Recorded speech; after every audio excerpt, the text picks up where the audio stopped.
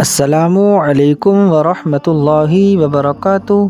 प्यारे दोस्तों, आज हम कुरान मजीद की बहुत ही बाबरकत सूरत यानी सूरह मोहम्मद के बारे में जानते हैं कि इसके पढ़ने के क्या क्या फ़ायदे हैं।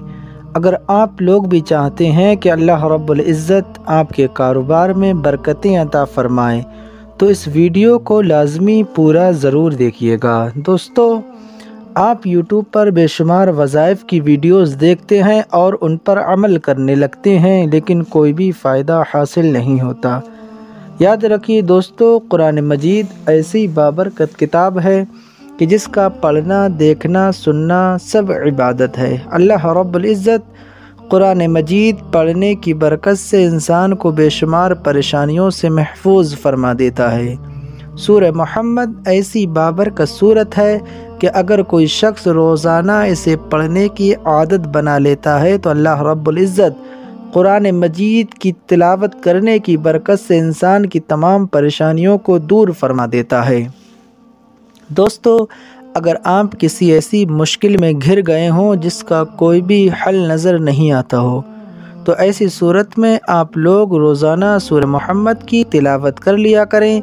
इंशाअल्लाह अज़्ज़ा वजल अल्लाह रब्बुल इज़्ज़त कुरान मजीद की तिलावत की बरकत से आपकी तमाम मुश्किलों को दूर फरमा देगा। दोस्तों, आप इस बाबरकत सूरत को रोज़ाना अपने घर में, मकान में, कारोबार में बरकत के लिए सुन लिया करें। इंशाअल्लाह अज़्ज़ा वजल अल्लाह रब्बुल इज़्ज़त आपकी तमाम दिली जायज़ दुआओं को कबूल फरमाएगा। आइए दोस्तों, इसी बाबरकत सूरत को सुन लेते हैं। बिस्मिल्लाहिर्रहमानिर्रहीम।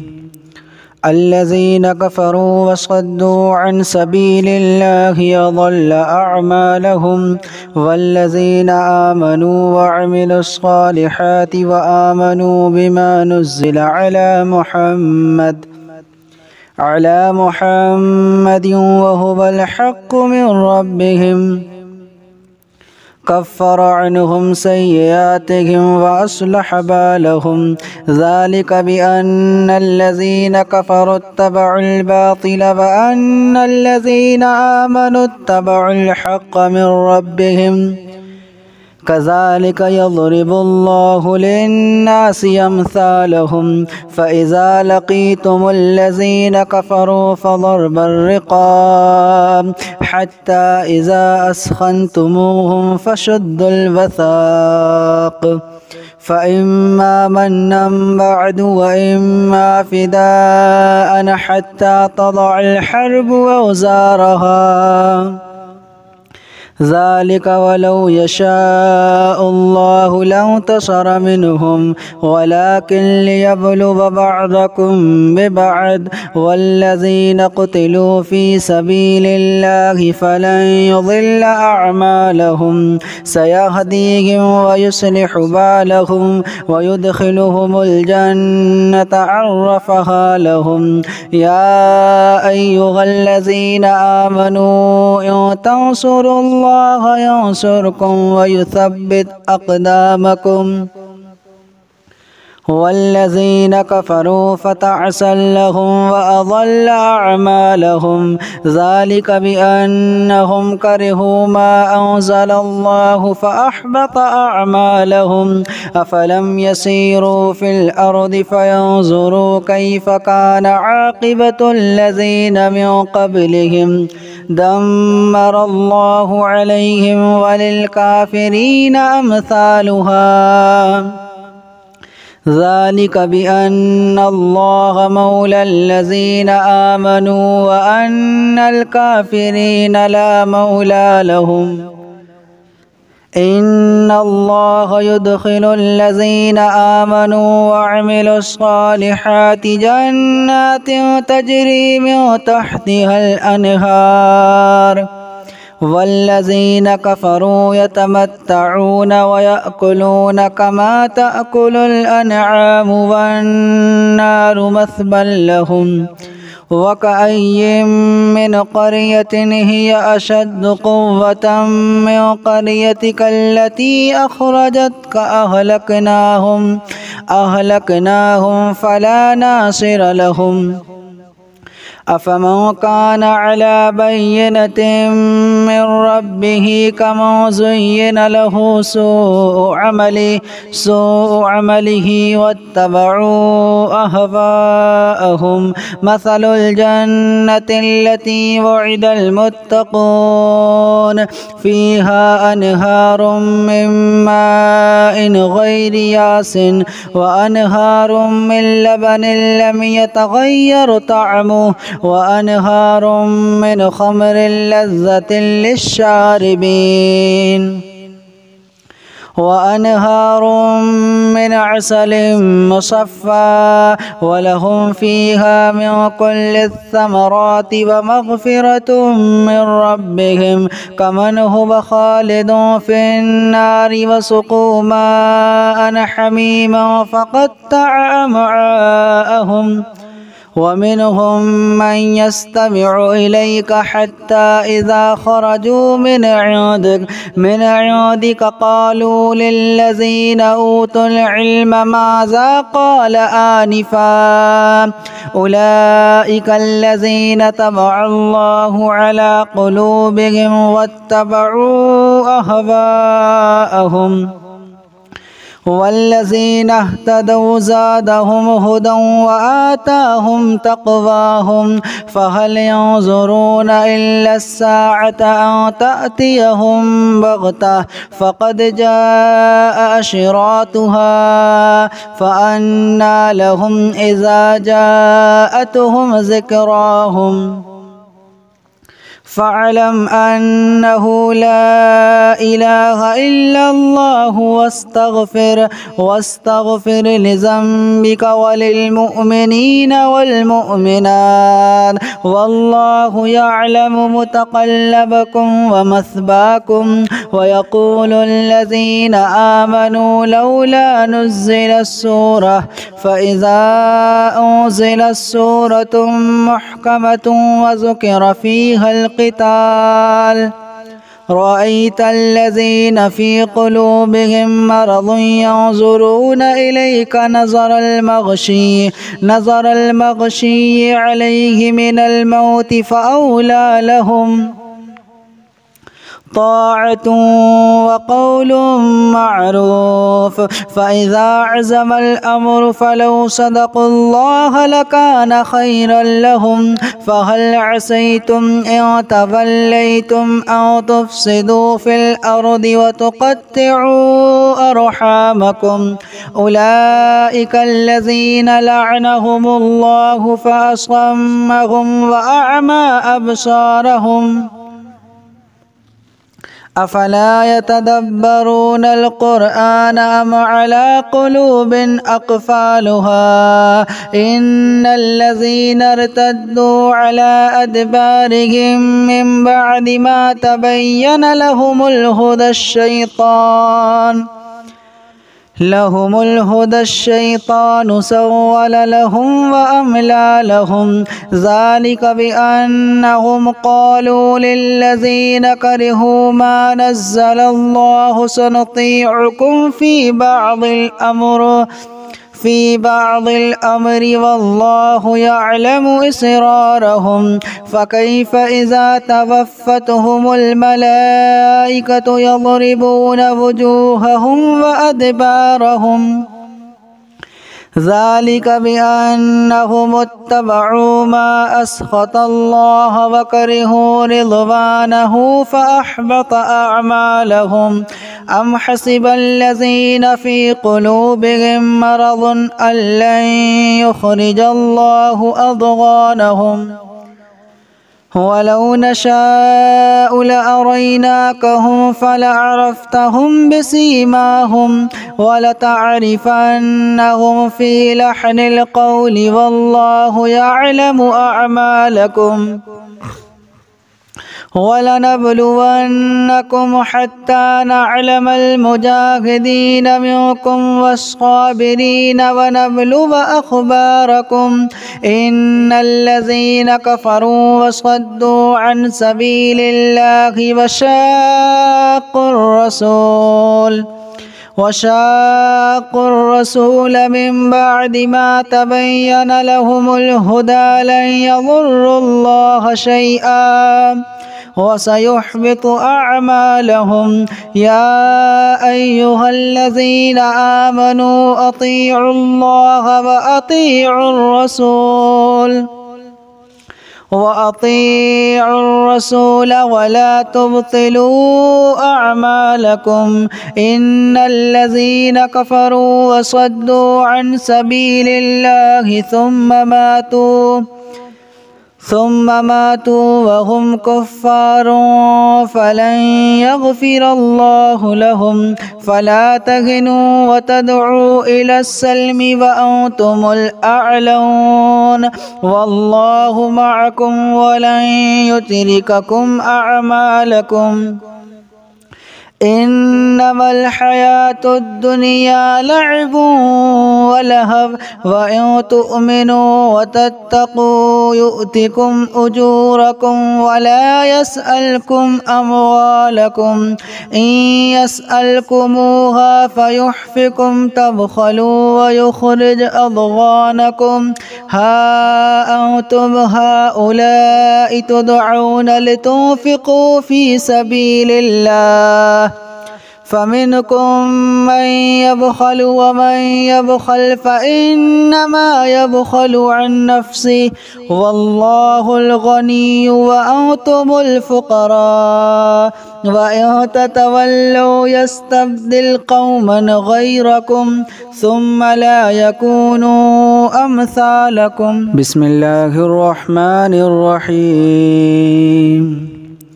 الذين كفروا وصدوا عن سبيل الله أضل أعمالهم والذين آمنوا وعملوا الصالحات وآمنوا بما نزل على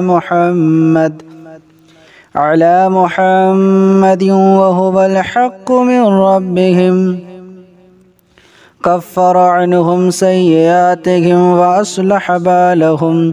ذلك بأن الذين كفروا اتبعوا الباطل وأن الذين آمنوا اتبعوا الحق من ربهم. كذلك يضرب الله للناس أمثالهم. فإذا لقيتم الذين كفروا فضرب الرقاب حتى إذا أثخنتموهم فشدوا الوثاق فإما منا بعد وإما فداء حتى تضع الحرب أوزارها. ذلك ولو يشاء الله لانتصر منهم ولكن ليبلو بعضكم ببعض. والذين قتلوا في سبيل الله فلن يضل أعمالهم سيهديهم ويصلح بالهم ويدخلهم الجنة عرفها لهم. يا أيها الذين آمنوا إن تنصروا الله ينصركم ويثبت أقدامكم. والذين كفروا فتعسا لهم وأضل أعمالهم. ذلك بأنهم كرهوا ما أنزل الله فأحبط أعمالهم. أفلم يسيروا في الأرض فينظروا كيف كان عاقبة الذين من قبلهم دمر الله عليهم وللكافرين أمثالها. ذلك بأن الله مولى الذين آمنوا وأن الكافرين لا مولى لهم. إن الله يدخل الذين آمنوا وعملوا الصالحات جنات تجري من تحتها الأنهار والذين كفروا يتمتعون ويأكلون كما تأكل الأنعام والنار مثوى لهم. وكأي من قرية هي أشد قوة من قريتك التي أخرجتك أهلكناهم فلا ناصر لهم. أفمن كان على بينة من ربه كمن زين له سوء عمله واتبعوا أهواءهم مثل الجنة التي وعد المتقون فيها أنهار من ماء غير ياس وأنهار من لبن لم يتغير طعمه وأنهار من خمر لذة للشاربين وأنهار من عسل مصفى ولهم فيها من كل الثمرات ومغفرة من ربهم كمن هو خالد في النار وسقوا ماء حميما فقطع أمعاءهم ومنهم من يستمع إليك حتى إذا خرجوا من عندك قالوا للذين أوتوا العلم ماذا قال آنفا أولئك الذين طبع الله على قلوبهم واتبعوا أهواءهم والذين اهتدوا زادهم هدى وآتاهم تقواهم فهل ينظرون إلا الساعة أن تأتيهم بغتة فقد جاء أشراطها فأنى لهم إذا جاءتهم ذكراهم فاعلم أنه لا إله إلا الله واستغفر لذنبك وللمؤمنين والمؤمنات والله يعلم متقلبكم ومثواكم ويقول الذين آمنوا لولا نزلت سورة فإذا أنزلت سورة محكمة وذكر فيها القتال رأيت الذين في قلوبهم مرض ينظرون إليك نظر المغشي عليه من الموت فأولى لهم طاعة وقول معروف فإذا عزم الأمر فلو صدقوا الله لكان خيرا لهم فهل عسيتم إن توليتم أن تفسدوا في الأرض وتقطعوا أرحامكم أولئك الذين لعنهم الله فأصمهم وأعمى أبصارهم أفلا يتدبرون القرآن أم على قلوب أقفالها إن الذين ارتدوا على أدبارهم من بعد ما تبين لهم الهدى الشيطان سول لهم وأملى لهم ذلك بأنهم قالوا للذين كرهوا ما نزل الله سنطيعكم